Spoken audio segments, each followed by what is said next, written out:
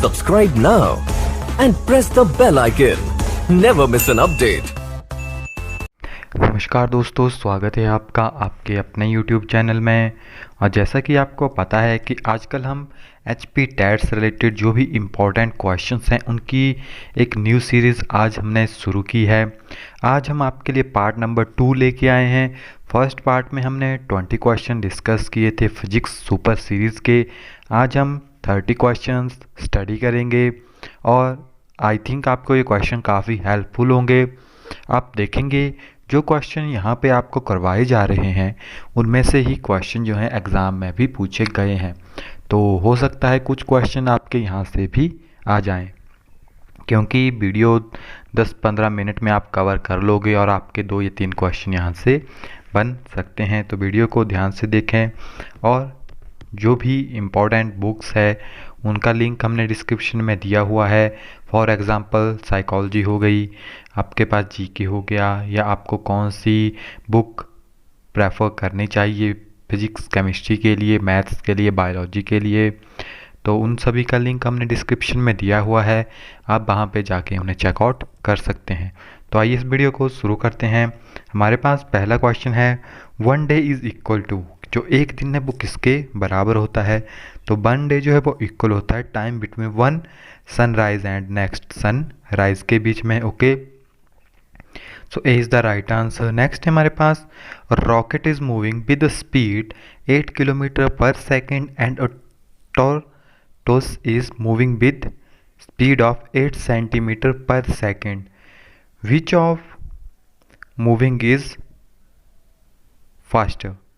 यानी आपके पास 2 सब्सटेंस हैं तो सबसे ज़्यादा स्पीड किसकी होगी? तो आप देख सकते हैं ये किलोमीटर पर सेकंड है, ये आपके पास सेंटीमीटर पर सेकंड है।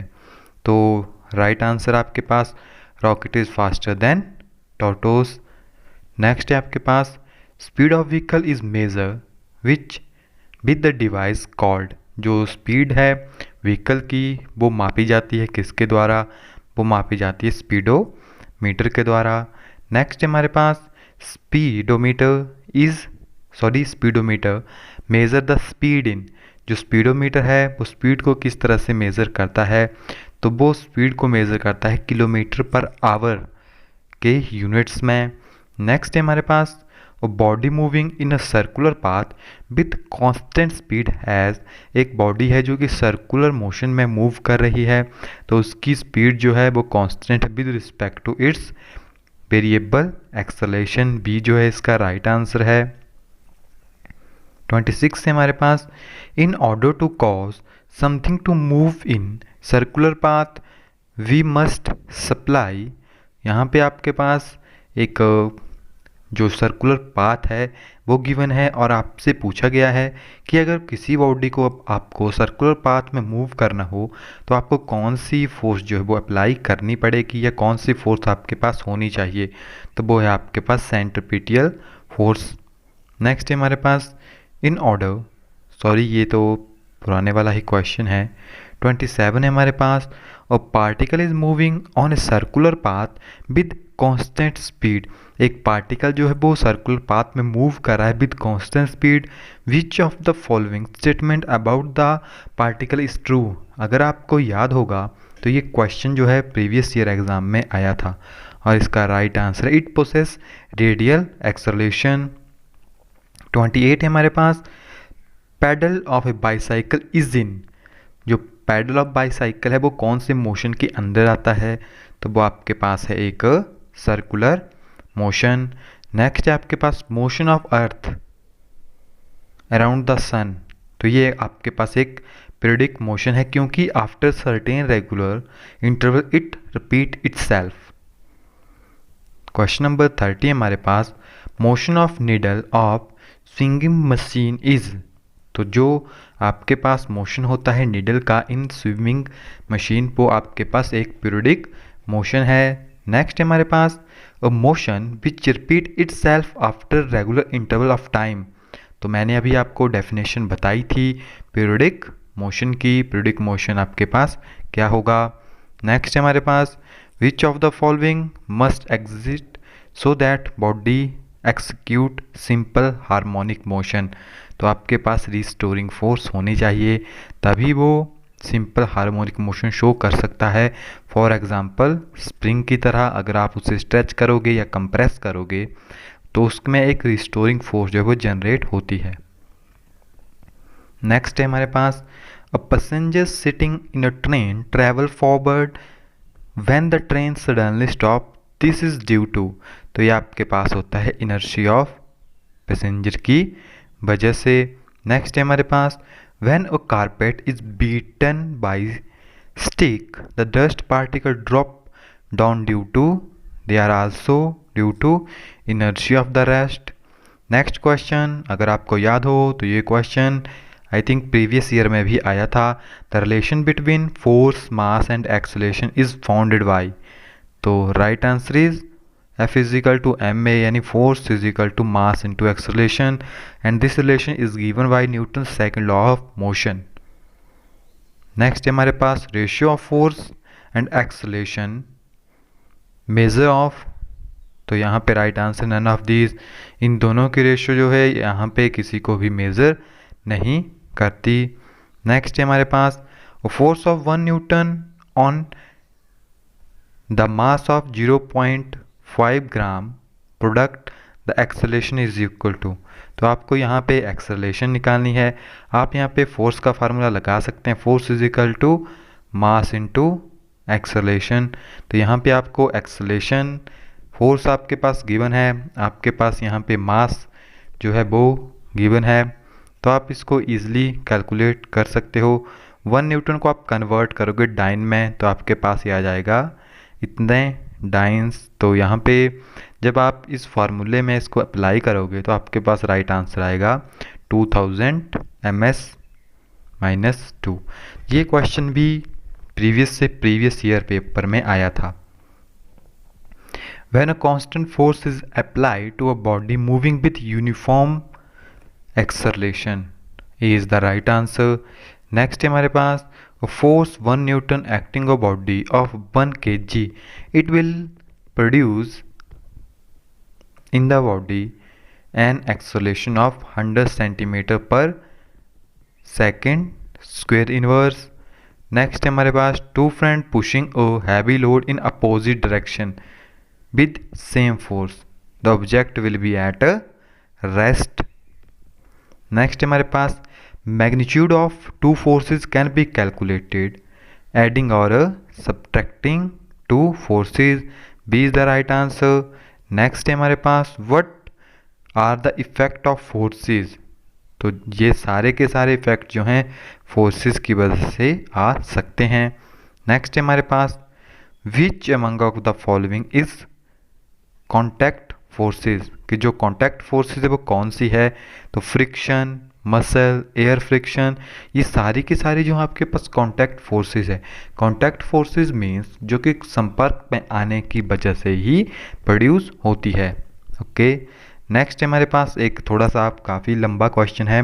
A block of mass is connecting to another block of mass m, आपके पास एक ब्लॉक है जिसका मास m है, वो दूसरे के साथ कनेक्ट किया गया है जिसका मास जो है कैपिटल M है, by a spring constant k, और वो जो है वो एक स्प्रिंग के साथ लगा हुआ है जिसका स्प्रिंग कांस्टेंट है k।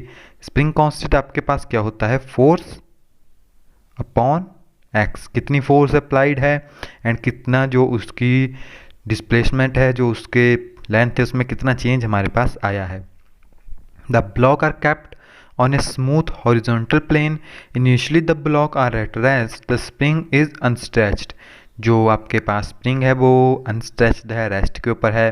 Then a constant force F starting acting on the mass m to pull it, find the force of the block of mass m, तो जो आपके पास m है आपको उसकी फोर्स कैलकुलेट करनी है जब आपने कैपिटल M के ऊपर जो है वो फोर्स अप्लाई की है, तो आपके पास राइट आंसर बनेगा mf upon m plus capital M।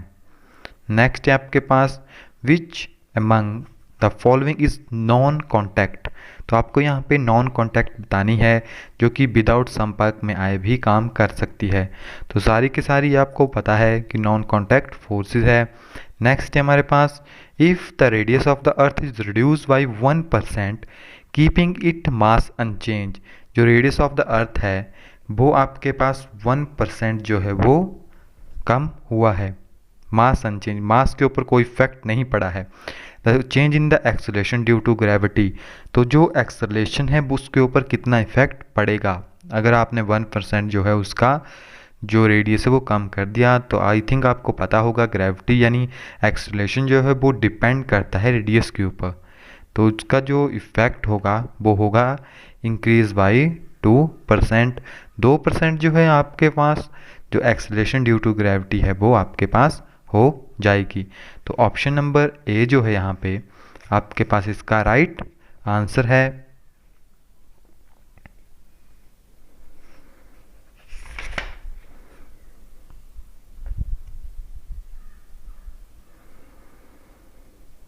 Next question की तरफ बढ़ते हैं। If earth suddenly shrink by 1/3 of its present radius the acceleration due to gravity will be. जो आपके पास अर्थ है उसका रेडियस जो 1/3 हो गया है आपके पास, पीछे जो थे उसका 1% कम हुआ, तो यहाँ पे आपके पास 1/3 जो है वो रेडियस जो है आपके पास कम हो गया है। The acceleration due to gravity will be, तो एक्सेलरेशन ड्यू टू ग्रेविटी के ऊपर क्या इफेक्ट पड़ेगा, तो एक्सेलरेशन ड्यू टू ग्रेविटी के ऊपर इतना इफेक्ट आपके पास यहाँ पे आ जाएगा 9/4 g। नेक्स्ट है आपके पास, a person is going up in a balloon while other person is going down into a mine, both are measure the gravitational field acceleration due to gravity then. तो जब वो एक्सेलरेशन ड्यू टू ग्रेविटी को measure करेंगे तो यहाँ पे आपके पास राइट आंसर बनेगा option number C, the field measure by A decreases while that field measure by B decreases. तो जो फील्ड है वो ए के केस में डिक्रीज़ हो रही है और बी के केस में भी वो डिक्रीज़ हो रही है। 49 है हमारे पास, if the change in the value of g at height h above the surface of the earth is the same as at a depth x below its surface then। तो आपके पास यहाँ पे पूछा गया है कि आपके पास जो g की वैल्यू है with respect to height change हो रही है, the surface of the earth same, तो सरफेस ऑफ द अर्थ जो है वो सेम है एज़ कंपेयर टू डेप्थ में भी, तो क्या आपके पास इक्वेशन फॉर्म होती है, तो आपके पास यहाँ पे ये इक्वेशन बनेगी x is equal to 2h, क्योंकि यहाँ पे आपके पास x जो है डेप्थ है। ओके, अगर आपके पास डेप्थ जो है x होगी तो उसके में जो ग्रेविटेशन फोर्स होगी वो डबल हो जाएगी with respect to height. Question number 50 है हमारे पास, weight of a body of mass m decreases by 1% when it is raised height h above the earth surface if the body is taken to depth h in a mine change in its weight। कि आपके पास जो height में अगर body जो है वो 1% उसका जो मास है वो डिक्रीज़ कर रहा है, अगर उसे उतने ही डेप्थ में लेके जाएं तो उसके मास के ऊपर क्या इफेक्ट पड़ेगा, तो केवल उसका हाफ मास जो है वो यहाँ पे डिक्रीज़ होगा। तो सी जो है यहाँ पे राइट आंसर है। तो गाइस आई होप कि आपको वीडियो अच्छी लगी होगी। इतने इंपॉर्टेंट क्वेश्चन हैं ये सारे के सारे, क्योंकि प्रीवियस ईयर एग्ज़ाम में भी आए हैं और ज़्यादा टफ नहीं है, काफ़ी इजी क्वेश्चन है। अगर आप इन क्वेश्चन को 1-2 बार पढ़ोगे तो आपको ये क्वेश्चन ईजिली याद ही हो जाएंगे और कैलकुलेट भी आप कर सकते हैं, काफ़ी ईजी क्वेश्चन है। तो I hope you like this video, please like and share and press the bell icon for another notification and मिलते हैं नेक्स्ट वीडियो में, तब तक के लिए thank you, have a nice day.